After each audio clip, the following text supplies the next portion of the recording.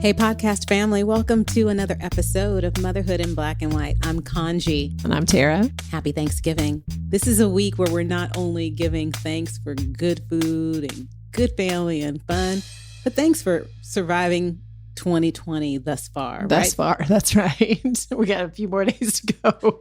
I know, we don't really want to be too presumptuous right now. Right. But this episode, we're going to talk about giving thanks, and we're going to share a few of our Thanksgiving memories and some of the things that we're most thankful for this year thus far. So, Tara, do you have any Thanksgiving traditions that you and your family follow? I do. I think growing up, my very favorite thing was that we always went to my grandmother's house on my dad's side. And I mean, that was a constant in my life until maybe 17 years ago when she passed away. But it's growing up, it was one of my favorite days of the year because I knew I was going to go over there. We were going to have all the same food we have every year and, see all my cousins. And that was super fun. And then now with Gage, we just like the food, really. We just like sitting down as a family, and Gage loves pumpkin pie, and it's really the only day he gets it. So I love how you say pumpkin pie because growing up, we ate sweet potato pie at Thanksgiving table, right? Yeah. And we can talk a little bit about some of the different traditions that are on tables for different people on the Thanksgiving holiday. But my mother was born on Thanksgiving Day. Really? Yes, November 27th, 1952. I hope she doesn't kill me for saying the year of her Drop birth. the year. So we pretty much celebrate her birthday most Thanksgivings. I love that. Yeah, she likes to think she's special. She is. She's cute. Kathy, you are super special. But we did have Thanksgiving, my mom's birthday. Mm-hmm. We would celebrate not with birthday cake, but with sweet potato pie. Nice. Have you had Patti Labelle sweet potato pie? I have not tried any of Patty's pies. I hear about them every year, and I see all the hoopla, and I just have not jumped in. I need to try one. So good. Is it? You really should try it. And I found out when I was dating my husband, he's white, when we went to visit his family over the Thanksgiving holiday, how different it was, because Thanksgiving dinner was celebrated a little bit different in terms of the type of food we ate. Now, my mom is from the South. And so growing up, we ate traditional Thanksgiving dinners in a Black household. It had traditional food. We had the turkey and we had ham, even though my mama didn't eat red meat or pork. But we also had cornbread dressing and sweet potatoes and cranberry sauce from a can and macaroni and cheese from scratch with like 7 types of cheese. And then when I went to my then boyfriend's mother's house, there was green bean casserole and ambrosia. And all of these things I'd never even heard of before. I was like, oh, okay, we just do it different. It's just different. It's just different. Yep. Not better, not worse, just different. So what is your favorite Thanksgiving dish? What's funny about that is my husband's family is from Southern Louisiana, and then my family, of course, is from Texas. And even the difference in the two states, the food was different on the tables. Really? Yeah. But my favorite thing, and I ate it growing up, my whole life, is we call it green rice in my family, but it's essentially broccoli cheese casserole. Like everybody else in the world calls it broccoli cheese casserole, but we call it green rice. And then my aunt, Terry, she makes my very favorite pumpkin bread. And every year I get to take a couple of loaves home. Yeah, Gage is going to love having that. Will he have a chance to have some this year? Will you see your Aunt Terry? No, I have that recipe, so I actually can make, I don't like to do it, but I will make it myself when I have to. So we'll still have it. And then Jason's favorite thing that my family makes that he talks me into making about once a year is the icebox pie, which is like a graham cracker crust with chocolate pudding, cream cheese, and whipped cream on top. Thank you for explaining that, because I had never heard of this before. It might be a cultural difference. Could be. Do you have a favorite? My favorite is and always will be cornbread dressing. Oh. Now, do you call it dressing or stuffing? Dressing. Yeah. Yeah. And Jason's mom makes cornbread dressing. She was the first time I'd ever had that when we got married. Because it was a Louisiana thing. We had just dressing, and it was just out of the box. It was, my family wasn't a homemade. Not so fancy. Yeah. No culinary fancy. Yeah, I do love cornbread dressing. Yeah, there's so many things to love about Thanksgiving. Let's take a moment not to just talk about things that we love about Thanksgiving, but let's share our list of things that we are so thankful for in 2020. Mm-hmm. Now, you have a list. Of course you do, because it's just who you are. I do. Well, it's interesting. I've tried to be really intentional about practicing just gratitude lists in general. I feel like my day goes a little better, if I can stay focused on things I'm grateful for. And if I like am intentional about making a list all the time, I tend to look for things to be grateful for. And it just helps my disposition and my mental health and makes me a little happier. Do you practice it regularly? Just like gratitude journaling? And No, I don't. So how does that go with your gratitude journaling? What is it you do? well, for me, like what I'll do is, and again, let me just state for the record, I am not 100% all the time intentional, but I do have pretty good runs. But I'll just, sit down either at the beginning of the day or the end of the day, and just list like 3 to 5 things I was grateful for that day. I try to do different things every day and like really look for new things during the day. And I sit down and just make the list. When the pandemic started, a friend and I would text each other 3 things every day that we were each grateful for, just to kind of keep our minds on the good things. So this is going to be easy for you to identify 3 to 5 things that you're grateful for this year. Would you mind sharing with our podcast family, what is one of the things you're grateful for this 2020? I'm going to, off the jump, just say, look, this is my Oscar speech, so I don't want anybody to get mad if I don't list them. So I'm going to automatically just say, guys, of course I'm grateful for my health, my husband, and my son. So they're just automatic. They're not going to be on this list. So the first thing I would say is I'm just really grateful for some of the extra time I've had with my family, with Gage and with Jason at home. We've taken more walks as a family. We've had more conversations as a family because of all this sitting in the house. How about you? What's one of yours? I am grateful for streaming services. Yes. Mm-hmm. Hulu, Netflix, Amazon, all of them. Mm-hmm. Because during this time that we've had, I've realized that had this pandemic happened 12 or 15 years ago, it would have looked a lot different. Do you remember when Netflix used to come in the mail? In the mail. Yes. And you could only have 3 at a time. That's right. Oh my gosh. Do you know how hard this situation would have been if we were relying on one movie to get our family of 3 who had totally different tastes through it? So the streaming services kind of have gotten me through 2020. Yes. For all streaming service subscribers, thank you all for subscribing and keeping costs so low. Streaming services, thank you for doing what you're doing. Keep the hits coming. You are the real MVP. Especially, you and Tiger King, Carol Baskin, you kept us entertained. Streaming services for the win. Side note, can you believe we watched Tiger King this year? Doesn't it feel like Tiger King was like 5 years ago? It does. It does. Is he still in prison? Yes. Okay. Yes, he is. Oops. There's a little pop culture note for this week. One of his husbands was arrested this week for DWI. Oh, goodness. So he's back in the news. I can't keep up with anything. I'm so thankful that mess is over. Yeah. So we don't have to worry about talking about Tiger King that much anymore. What's something else you're thankful for this year? Well, another thing, it goes without saying, I'm so thankful for this podcast and getting to sit down with you every week and have these conversations. And I've loved this so much. Oh, I love it with you. I think if we go back to how this started this summer, we remember you and I were at a socially distanced lunch. And again, we knew each other from the cycling studio and talking and vibing in the mornings and just knowing that we really liked each other. But it wasn't until we really sat down in the media room this summer and started talking that I realized, like, she's like the Cheech to my Chong. She's the yin to my yang. Yin to your yang. That's right. Yeah, you're like the Kelly Rowland to my Beyonce. I can be the Kelly.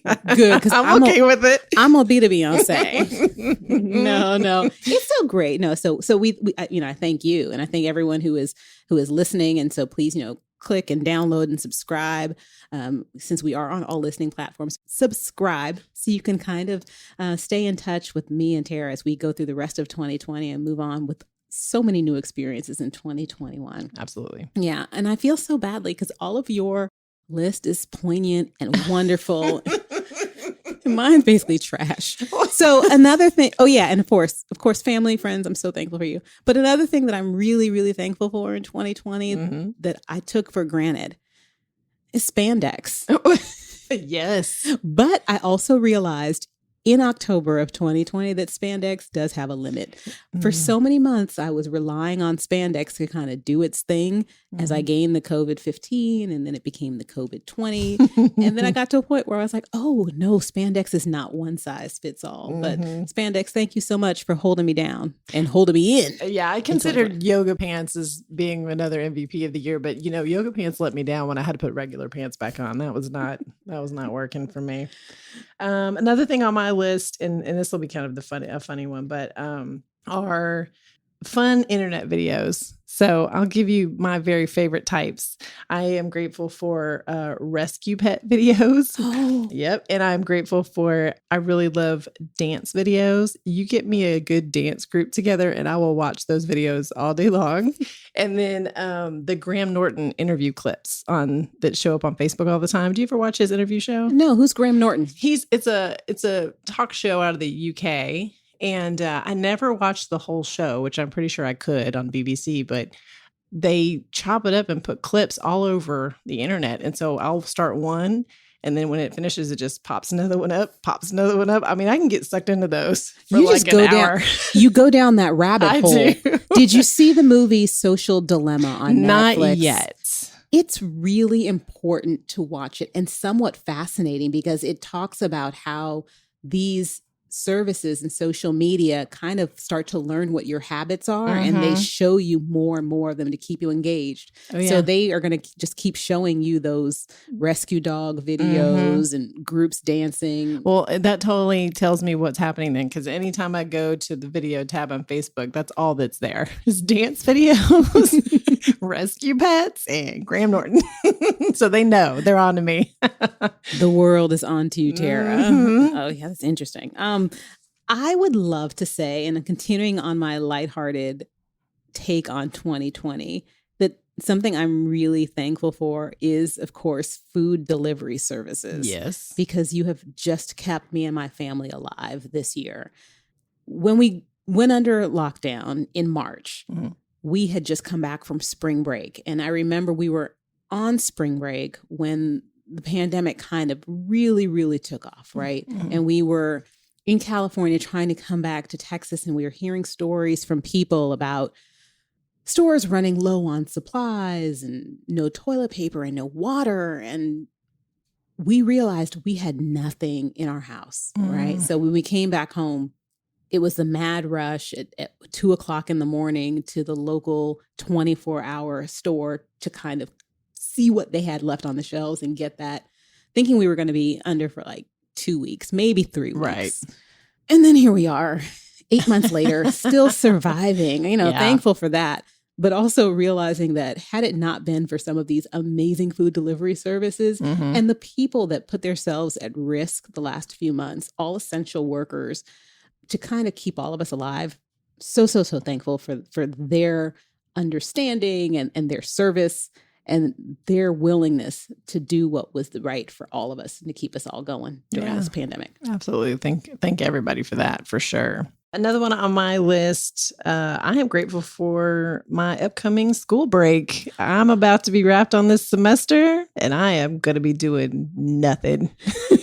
So you have 2 more semesters left till you get your MBA, right? 3 more semesters. All of next year. It'll be spring, summer, fall. Okay. So tell me, what are some of the things that you were doing this semester and some of the things that you're looking forward to doing on your break? On my break. So when I'm in school, what ends up happening is a lot of my free time is sucked up. So I'm working on presentations and tests and studying in most of my free time. And so on my break in December, what I typically do, it's the longest one. The summer break is very short, and so is the spring break before summer. So the December break is nice, and it's like basically a month off. And so at night, I will do puzzles, and I will watch all the shows, and I will lay on the couch and not talk to anybody. That's what I'll be doing. It's, of course, synchronous that you said that, because the next thing on my list is I'm thankful for puzzles. I am a jigsaw puzzle fiend, and I love the fact that puzzles give me something to do with my hands, and it makes me feel like I'm accomplishing something, and also gets me away from the TV, so I'm not sucked into mindless streamed shows on repeat constantly. 500-piece puzzle, give me one. Give me a few hours. 1,000-piece puzzle, absolutely. The first one I have up is you gave me one for my birthday last year, and I haven't done it yet, so I'm gonna do that one. You got to do it, and then we can post a picture of it. Yeah, I think it's like all female heroes, right? It was like RBG and Frida Kahlo. It was a bunch of those like women. It was really special. I just haven't done it yet. So that's what I'm gonna do, and then we'll post a picture. So was it really special then? It was. I've just been busy. I only do like 2 puzzles a year. And last year, the reason I did it last year is I think for Christmas break last year, my family and I were doing like a giant Star Wars jigsaw that took almost the entire break to finish. Oh, yeah? And so I just haven't gotten to it yet. Okay, so we know, family, that Tara's going to do this puzzle over her break, and she's going to post it before the end of the year. So stay tuned. We will see what Tara's finished jigsaw puzzle looks like. Is it a 500 or 1,000 piece? I don't remember. I don't think it's 1,000 because I feel like it was a smaller box. I bet it was 500. I think it was 500. So I'll be able to finish that pretty quick. You know. Yeah. The next thing I'm going to say that I'm thankful for, obviously thankful for family and friends, but specifically this year, I'm thankful for a certain friend who listened to my complaints so much that she encouraged me to go to a doctor when I thought that normal pains were just pains. And she encouraged/nagged me until I went to the doctor and got a serious situation treated. Now, I've been complaining often, and sometimes we as women and mothers, especially women, we look at situations and things that are going on with our body and we discount them. Yeah. Right. So when our kids are sick or when our spouses are sick, and even when our parents are sick, we are quick to diagnose them and make sure that everyone else goes to the hospital. Everyone else goes to their doctor's appointments and their dentist appointments. And we keep the schedules, but sometimes we don't do that for ourselves. Right. Right. And so for several months, I was complaining about pain and abnormalities. And my friend just said, you really should go there. You should go to the doctor. You need to get, that's not normal. I was like, oh, I'm just going to take some Advil. It's fine. It's fine. This is probably just what women go through. And she really stopped me one day and said, listen, I know we're in the middle of a pandemic, but you need to go to a doctor and you need to get this checked out. Yeah. And she nagged me so much that I did go. And for her, I'm so thankful because it took people making me realize that I had to make my health a priority. It took her and it took my husband and it took people in my life saying, listen, this isn't normal what you're going through. And you're not going to be able to diagnose what's happening just by checking Google. You can't Tylenol that away. Right. Yeah. And so I was able to get treatment and I was able to start the healing. And it's been a rough few months, but I feel like I'm now on a road to health and wellness. So 2021 is going to be abandoning the spandex and moving back into zippers and buttons. I don't know. I don't know if I want to go back to zippers and buttons. I'm talking about like the end of 2021. I feel you. We have a ways to go, but we're going to get there. Small progress is still progress. So yeah. Well, I'm grateful for that friend too. I'm glad that she helped you take care of yourself. Absolutely. So let's talk about one more thing that you were thankful for before we get ready to talk about gratitude practices in particular. Yeah. I will say, because of course I love the poignant. I'll wrap it up with the one. I am really grateful for my recovery and for therapy. This has been a really tough year for everyone. And I'm so grateful that I have, we've just discussed it in the past. I have, a lot of years of recovery on board and I've had regular time with therapists and, I know how to guard my mental health. I have been I've done a lot of thinking about and lifting up people who I know are suffering through this time with the loss of connection and not having, some of that to lean on. And I know it's been really difficult for others. And so I've been very grateful that mentally I've been able to hold it up, Yeah. How have you maintained connections with people during this time? Well, We do a lot of Zooms. So, my girlfriends and I, like my little tribe, we have a pretty solid group text going on at all times. And we've done, regular Zooms, and then I have recovery meetings via Zoom. And, I've tried to make notes. I've tried to make a list of people, like I'm going to reach out to these people this week. I try to like do that regularly. I try to be very intentional about it. It's been okay so far. I mean, it's tough, not seeing people and having that to lean on. But I think it just proves that you have to be really intentional about keeping people close. How has it been going from having in-person meetings to having these video chats and video sessions? What has that been like? It's been really good, actually. I've been able to do more. It's because you don't have to get in the car and get somewhere by a certain time. I mean, I can just, within 5 minutes of ending my day, I can pop up my computer and be in a meeting. Mm-hmm. And so it's been really good. And I feel like we're still getting the connection and we're still getting what we need out of it. I've really enjoyed it. Yeah. And my very last thing that's on my list, something that I'm thankful for, is something you just said, and that is the video chat and Zoom. Thank you, Zoom. Thank you, Zoom, for helping us to maintain connections in 2020. If only I had bought stock in Zoom in March. Oh, but hindsight is 2020. But no, yeah. but what happened was, I think with us, there was an initial feeling of feeling disconnected, right? Of feeling isolated, of having the social distance. But then we did what our dear friend Stacy says. We pivoted, and we pivoted to creating a way that we could maintain connections with each other. And what did that do? It led to a whole bunch of Zoom happy hours. It led to intentional recreated experiences. And we had a Zoom happy hour book club with some friends of mine from the cycling studio. I ended up having my college reunion over Zoom. It was our 25th college reunion this year. And it was reconnecting with people because, like you mentioned, we had the time to do it. Right. You don't have to travel. We didn't have to travel. You can do it with anybody, anywhere. Right. It's nice. You just had to make sure that you were intentional about doing it. Yeah. But what I didn't expect to do was to be having and planning a Thanksgiving over Zoom. Right. And so understanding that, it's hard and it's challenging. And there have been so many things that we have felt challenged on this year.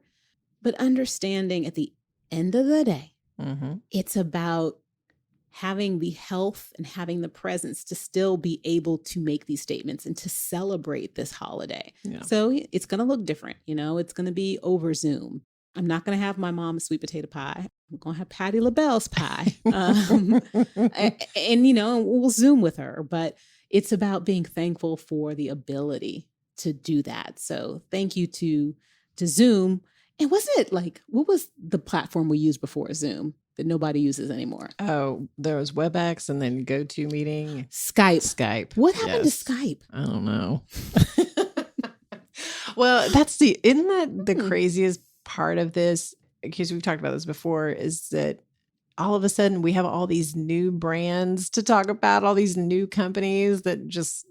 I mean, the pandemic was what did it for them. And now they get to be grateful for the pandemic. I think on the last episode, you were talking about Peloton and at-home fitness equipment and how new things and people just started coming up with new things and innovation and the creativity that was sparked in 2020 in this space, the relationships that were formed and redeveloped in this year of challenge and change.